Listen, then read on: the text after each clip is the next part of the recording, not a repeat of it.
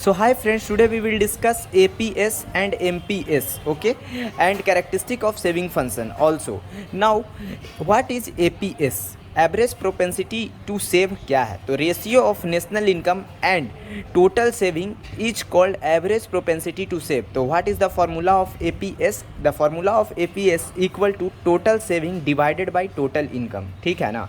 या हम इसको ऐसे भी लिख सकते हैं कि APS equal to S by Y, because S denoted saving and Y denoted total income और disposable income.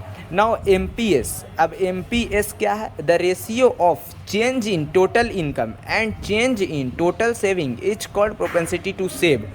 और MPS equal to delta S by delta Y, because जो MPS शो कर रहा है एडिशन को शो कर रहा है. ठीक है ना? कि कितना और ऐड हुआ है नेशनल इनकम में, कितना और ऐड हुआ है, या टोटल सेविंग में हमारा कितना ऐड हुआ है. तो डेल्टा चेंज को शो करता है एंड उसी एडिशन के कारण जो चेंज हुआ है उसी के कारण इसे change in total income and change in total saving कह रहे हैं हम यहाँ पे. ठीक है?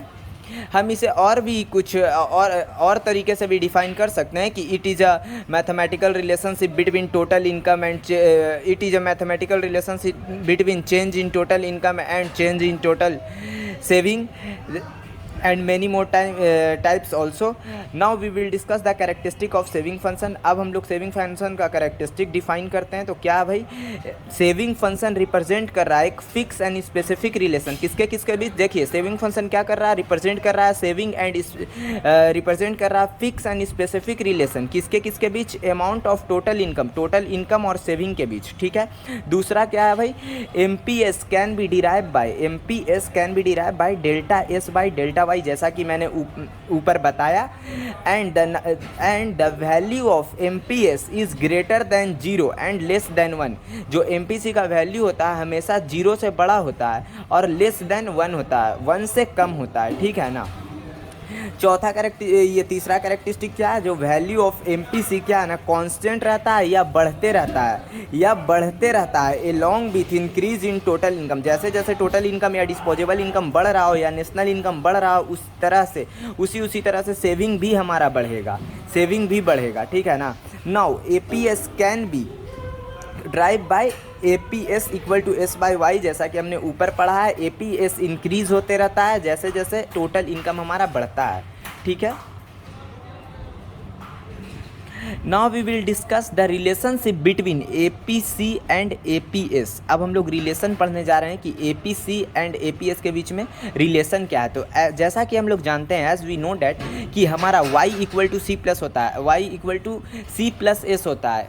जो नेशनल इनकम हमारा किसके इक्वल रहता है? कंजम्पशन प्लस सेविंग के. क्योंकि जो हम इनकम कमा रहे हैं या तो हम उसे सेव करेंगे या तो हम कंज्यूम करेंगे. इस चलते y equal to C plus S होता है. नाउ अब हमें क्या करना है? Divide both side by y. हमें अब डिवाइड कर देना है इस टर्म को बोथ साइड y से. कैसे? c divide by y plus s divide by y equal to y by y. और हम इसे ऐसे भी लिख सकते हैं कि c by y plus s by y equal to 1.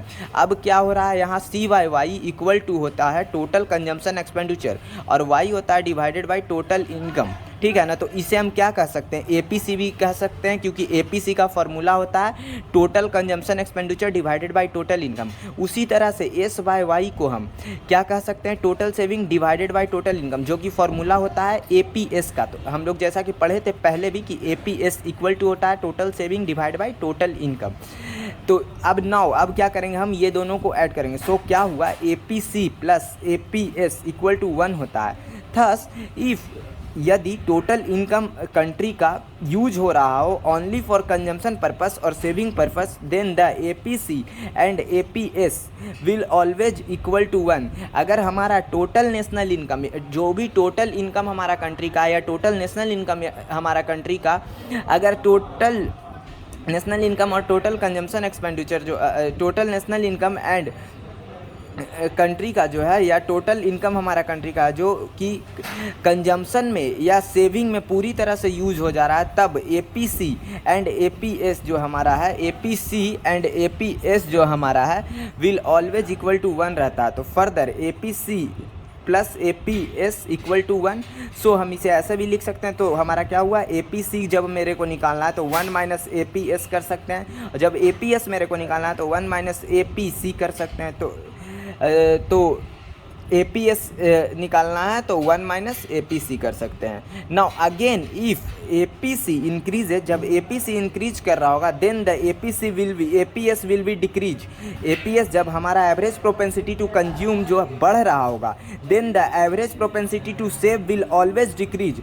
ठीक है ना, क्योंकि हम जो हमारा इनकम है अगर हम पूरा खर्च कर रहे होंगे तो सेव तो हम कुछ नहीं करेंगे तो सेविंग घटेगा। अगर हम अपने इनकम को सेव कर रहे हो और कंज्यूम कम कर रहे हो तो सेव हम ज़्यादा कर रहे होंगे उस समय तो कंजम्पशन जो हमारा एपी से है वो घटेगा। तो हम कह सकते हैं कि एपीसी एंड एमपीसी के बीच में कॉम्प्लीमेंट्री रिलेशंस है एक दूसरे के लिए, क्योंकि एक बढ़ रहा है तो एक घट रहा है, एक घट रहा है तो एक बढ़ रहा है। ठीक है, now we will discuss the relationship between MPC and MPS. As we know that C plus S equal to Y होता है, then dividing both side delta Y, delta C plus delta S equal to delta y and divide कर दीजिए इसे delta y and delta y से, तो जो हमें एक इक्वेशन मिलेगा delta c by delta y plus delta s by delta Y equal to 1। Here हम लोग जानते हैं जैसा कि delta c by delta Y equal to है change in total consumption divided by change in total income, जो कि formula है एम पी सी का। नाउ डेल्टा उसी तरह delta S divide by delta Y equal to होता है change in total saving and change divided by change in total income का, जो कि फॉर्मूला है किसका, फॉर्मूला है एम पी एस का। थस तो हमें यहाँ से एक इक्वेशन और मिला कि M P C plus M P S equal to 1 होता है if the income of a country, यदि इनकम जो कंट्री का देश का हमारा इनकम यूज हो रहा होगा या कंजम्पशन और सेविंग पर्पस के लिए, तो हमारा एम पी सी और एम पी एस हमेशा बराबर किसके रहेगा, 1 के। अगर हमारा नेशनल इनकम या टोटल इनकम कंट्री का पूरा रूप से कंजम्पशन और सेविंग में यूज हो रहा होगा तो हमारा एम पी सी और एम पी एस होगा किसके इक्वल, 1 के। तो हमें यहाँ से एक और इक्वेशन मिलता है कि M P C plus M P S equal to 1 होता है। So M P C equal to 1 minus M P S and M P S equal to 1 minus M P C. Again यदि M P C बढ़ रहा होगा तो then M P S घट रहा होगा, एंड एम पी सी घट रहा होगा देन एम पी एस बढ़ रहा होगा। Thus M P C and M P S complementary to each other. It means जैसे कि देखिए इसे हम ऐसे समझ सकते हैं कि जैसे जैसे हमारा कंजम्पशन बढ़ेगा तो सेविंग तो घटेगा ना, क्योंकि हमारा इनकम अगर हम 100 रुपया कमा रहे हैं, 100 रुपया में से अगर हम 80 रुपया खर्च कर रहे हैं और 20 रुपया सेव कर रहे हैं तो हमारा सेविंग 20 है और 80 खर्च है। लेकिन क्योंकि यहाँ पे हम कंजम्पशन अगर बढ़ा दिए, 80 से कंजम्पशन को हम कर दिए भाई 100 कर दिए तो सेविंग हमारा 0 हो गया। अगर हम उसी 80 से कंजम्पशन को हम 90 कर दिए तो सेविंग हमारा 10 हो गया। अगर हम पूरा सेव कर रहे होंगे, अगर हम 50 सेव कर रहे हैं तो कंजम्पशन 50 हो जाएगा। तो इसी चलते हम कह सकते हैं कि M P C and M P S का जो रिलेशनशिप है वो कॉम्प्लीमेंट रिलेशनशिप है।